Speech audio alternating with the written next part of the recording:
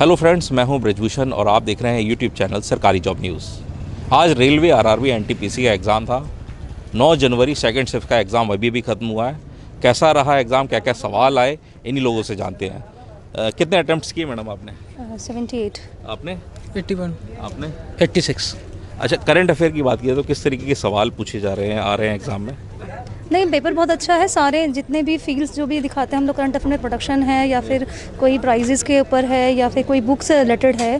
Questions तो थे हर चीज़ के, मतलब हर एक टॉपिक को कवर किया गया है उसमें। जैसे एक सवाल कोई याद हो? उसमें एक बुक का नेम था, सॉरी आपको my god of life. My god of life.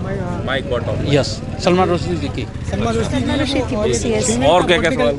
एक छुई का बॉटनिकल नेम पूछा था। छुई का होती है ना, उसका बॉटनिकल जो non touch me not plant जो है उसका बॉटनिकल नेम पूछा गया था। ओके। और क्या क्या? एक किसान बीमा फसल जो योजना है जो मोदी जी द्वारा चलाई गई थी 2017 में, उससे एक क्वेश्चन आया था कि उसमें कितना मतलब परसेंटेज का बीमा जो भी दिया जाएगा। ये क्वेश्चन ये था जो 2019 में जो राष्ट्रपति प्रणब मुखर्जी है उनको कौन सा अवार्ड मिला है। अच्छा, राष्ट्रपति प्रणब मुखर्जी को 2019 में कौन सा अवार्ड दिया गया? One more question was that कि प्रधानमंत्री जो मोदी जी हैं उन्होंने कौन सी कन्याधन योजना या बच्चों के लिए, क्या लड़कियों के लिए कौन सा चलाया जिसके साथ उनको एजुकेशन के साथ में पैसा भी मिलेगा। जी जी। तो वो भी एक ऐसा प्लान अच्छा, और क्या? और ज़्यादातर जो क्वेश्चन पूछे गए हिस्ट्री से कम 4 से 5 क्वेश्चन। क्या सवाल थे? जैसे कि एक क्वेश्चन उसमें पूछा गया था कि जो असहयोग आंदोलन है वो कुछ घटना के बाद वापस ले लिया गया था, जो कि चौरी चौरा घटना जो 1922 में हुई थी उससे। एक क्वेश्चन नमक आंदोलन से था कि नमक आंदोलन जो दांडी मार्च जो चलाया गया था गांधी जी ने, वो कहाँ से कहाँ तक चलाया गया था और उसमें क्या क्या फ़ायदे हुए थे। और उसमें से ऑप्शन ये पूछा गया था कि कौन सा इसमें नहीं है। तो उसमें 3 ऑप्शन सही थे जो गांधी जी से रिलेटेड थे और एक क्वेश्चन था जो इसमें नहीं मैच कर रहा था। एक क्वेश्चन जो इसमें पूछा गया था ओपेक से पूछा गया था कि कौन सी कंट्री, डेट मीन्स ओपेक वाला जो कौन सी कंट्री इस ओपेक वाले में नहीं है। एक क्वेश्चन ये पूछा गया था कि जो रसिया से जो अलग हुआ था, मतलब यूएसएसआर से अलग होकर जो अमेरिका में जो भी देश जो ज्वाइन हुआ है, जो अलास्का था, ठीक, वो ज्वाइन हुआ है, तो वो कौन सा पहले रसिया में था और कौन सा अमेरिका में आया है।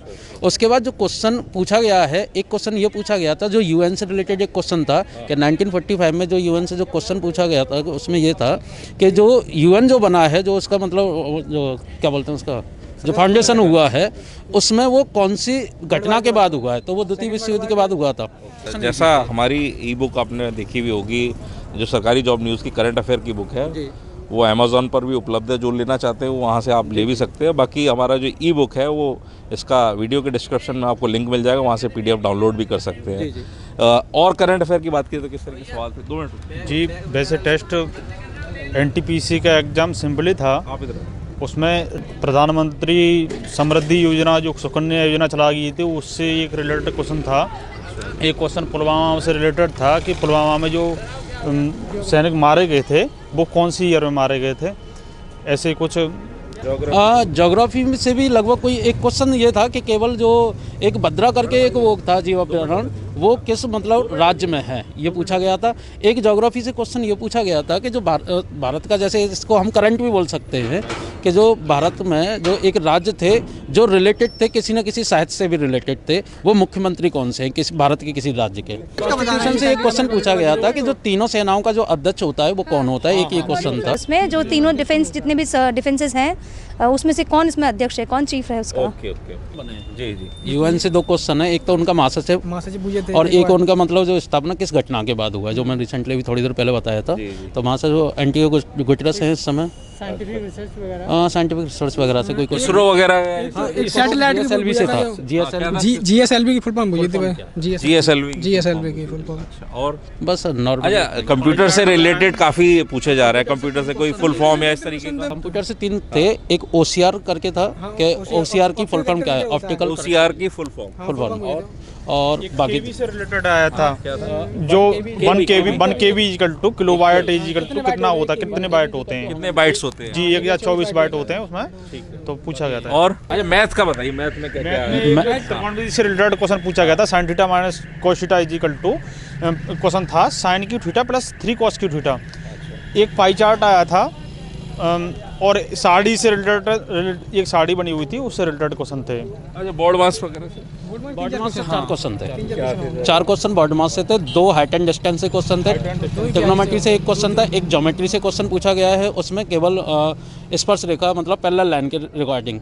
और एक जो क्वेश्चन जो इसमें पूछा गया है, जो सिंप्लीफिकेशन के क्वेश्चन है, वो 4 से 5 क्वेश्चन है। इंटरेस्ट वाले जो क्वेश्चन है एसआई और सीआई वाले से 2 क्वेश्चन है।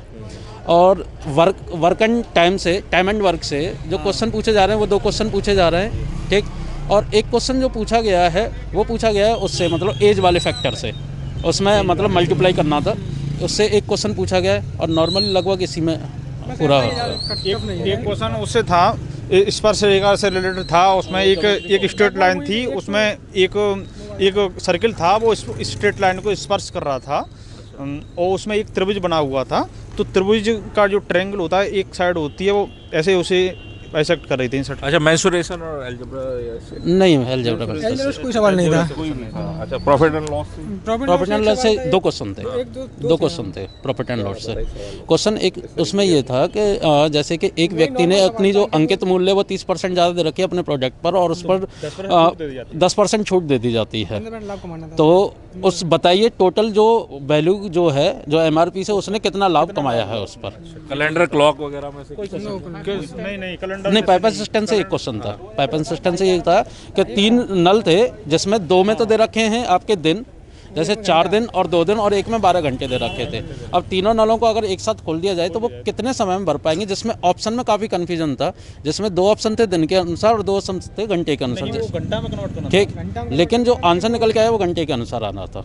तो एक ये क्वेश्चन था, और पाइपन सिस्टम से एक ही क्वेश्चन पूछा गया था। ओके। अच्छा, रीजनिंग की बात की जाए तो रीजनिंग में किस तरीके के सवाल देखने को मिले हैं? रीजनिंग में वैसे जो पिछली बार जो हेड कॉस्ट उसका दिल्ली पुलिस का जो एग्ज़ाम था, उससे काफ़ी जनरल रीजनिंग थी, बहुत ही सिंपल क्वेश्चन पुट अप किए गए हैं। क्या क्या सवाल? तो रीजनिंग में तो काफ़ी डिटेल में बता सकता हूँ।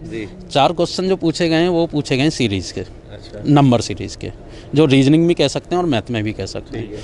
3 से 4 क्वेश्चन पूछे गए अल्फ़ाबेट सीरीज से रिलेटेड, 2 क्वेश्चन आए सीटिंग अरेंजमेंट से रिलेटेड। 2 क्वेश्चन जो इसमें पूछे गए हैं वो पूछे गए हैं कि जैसे कि नॉर्मली जो रैंकिंग वाला जो क्वेश्चन होता है, एक क्वेश्चन उसका है रैंकिंग वाले में से। और जो रीजनिंग में नॉर्मली अगर लेवल की हम बात करें तो कुछ भी लेवल नहीं है, अगर बच्चा अपने आप तैयारी भी करे तो उसे कहीं कोचिंग की भी ज़रूरत नहीं है। इस तरीके का रीजनिंग पूछा जाए, काफ़ी लो लेवल का। ठीक, सवाल याद है जैसे कि 3 से 4 क्वेश्चन तो यही पूछे गए थे। जैसे ए को हम 1 पोजीशन पर, जैसे अल्फ़ाबेट ऑर्डर होता है ना, ABCD का जो अल्फ़ाबेट ऑर्डर होता है, तो A 1 पोजीशन पर, B 2 पोजीशन पर एंड C 3 पोजीशन पर है। फिर एक मैसेज दे दिया तो इसका क्या होगा, जिसको हम कोडिंग डिकोडिंग से कह सकते हैं। 6 से 7 क्वेश्चन हैं। अगर अल्फ़ाबेट सीरीज़ उसी में हम काउंट करें तो कोडिंग डिकोडिंग का, क्योंकि अल्फ़ाबेट का ही पार्ट होता है, उससे कम 12 से 13 क्वेश्चन अल्फ़ाबेट सीरीज़ से पूछे जा रहे हैं। नंबर सीरीज़ से 4 से 5 क्वेश्चन पूछे जा रहे हैं। सिटिंग अरेंजमेंट के 2 क्वेश्चन हो जाते हैं, ठीक। और एक जो क्वेश्चन पूछा गया है इसमें जो रीजनिंग का है, वो मुझे क्वेश्चन गलत लगा, लेकिन उसकी अगर काउंटिंग करके ऑप्शन को अगर हम काउंट करें और उसको अल्फ़ाबेट सीरीज़ के अनुसार उसे ऐड करें, जैसे ही था क्वेश्चन के BHAQ करके जो एक क्वेश्चन था, इनको सबको ऐड करना था और उसको मैच करना था एनालॉगी के बेसिस पर, ठीक। तो इस तरीके से क्वेश्चन पूछा जा रहा है। जो टफ क्वेश्चन था, केवल एक क्वेश्चन टफ लगा, स्टेटमेंट आर्गूमेंट का एक क्वेश्चन था। और नॉर्मल क्वेश्चन था कि जैसे कि मुंबई से अगर हैदराबाद जाना है तो आपको मतलब फ्लाइट से आप जल्दी पहुंच सकते हैं, और उसमें आपकी अजम्पशन ये दे रखे थे, उसको हम स्टेटमेंट अजम्पशन में, जैसे अजम्पशन दे रखा था कि जो मुंबई से लेकर हैदराबाद तक वायु सेवा स्टार्ट है, मतलब वायु सेवा उपलब्ध है। और दूसरा था कि मुंबई से लेकर मतलब हैदराबाद तक केवल वायुसेना ही उपलब्ध है, वायु सेवा ही उपलब्ध है, ठीक। तो इस तरीके जो क्वेश्चन था, जब भी हम जैसे ओनली लगा देते हैं तो वो गलत होता है, तो इसमें ऑप्शन नंबर फर्स्ट करेक्ट था। तो केवल एक क्वेश्चन पूछा गया था अजम्पशन से। डायरेक्शन वेन डायग्राम से एक क्वेश्चन था, और क्वेश्चन ये था कि जैसे वाद्य यंत्र है, एक था वाद्य यंत्र, दूसरा था बांसुरी और एक तबला था, ढोलक, तो उससे एक क्वेश्चन पूछा गया था। डायरेक्शन टेस्ट से 2 क्वेश्चन पूछे गए हैं, और नॉर्मली लगभग इसी में ख़त्म हो गया है रीजनिंग। कंक्लूजन डिसीजन नहीं, और कोई क्वेश्चन नहीं था। नहीं, बात करने के लिए धन्यवाद आपका, बहुत बहुत थैंक यू। तो देखा दोस्तों किस तरीके के सवाल रेलवे, RRB, NTPC के एग्ज़ाम में पूछे जा रहे हैं। 9 जनवरी सेकंड शिफ्ट का एग्ज़ाम अभी ख़त्म हुआ, तो स्टूडेंट्स ने यही बताया कि करंट अफेयर्स के से जुड़े सवाल 2019-20 के आ रहे हैं। इसके अलावा जीएस से भी काफ़ी सवाल आ रहे हैं, हिस्ट्री से भी काफ़ी सवाल पूछे जा रहे हैं। और जो हम एक चीज़ बार बार आपको बता रहे हैं कि कंप्यूटर से रिलेटेड सवाल ज़रूर आ रहे हैं, फुल फॉर्म पूछी जा रही हैं और तमाम इस तरीके के सवाल हैं जो इसमें पूछे जा रहे हैं। वहीं जो सरकारी जॉब न्यूज़ की करंट अफेयर की लेटेस्ट बुक है वो अमेज़ॉन पर उपलब्ध है, जो बेस्ट सेलर की कैटेगरी में भी आ चुकी है। तो जो लोग उसे ख़रीदना चाहते हैं वो अमेज़ॉन से ख़रीद सकते हैं। इसके अलावा जो लोग हमारी ई बुक लेना चाहते हैं तो उसका PDF का लिंक हम इस वीडियो के डिस्क्रिप्शन में दे दिया, वहाँ से भी आप PDF डाउनलोड कर सकते हैं। टीम सरकारी जॉब न्यूज़।